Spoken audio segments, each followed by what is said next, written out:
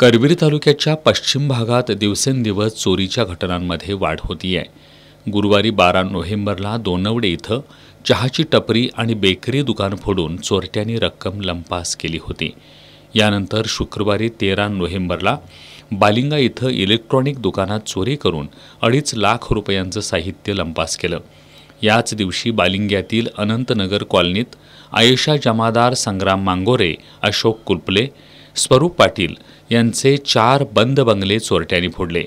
त्यामध्ये आयेशा जमादार यांच्या घरातील 2 लाखांचं सोन्याचं साहित्य चोरट्यांनी लंपास केलंय।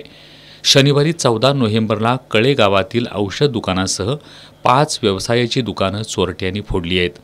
त्यानंतर आज नागदेवाडी गावातील गणराज शेट्टी आणि भूषण जाधव यांच्या घराचा कडी कोयंडा उचकटून चोरट्यांनी चोरीचा प्रयत्न केला, मात्र त्यांच्या हाती काही लागलं नाही।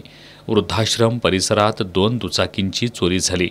अशा प्रकारे गेले 5 ते 6 दिवसांपासून चोरट्यांनी धुमाकूळ घातलाय।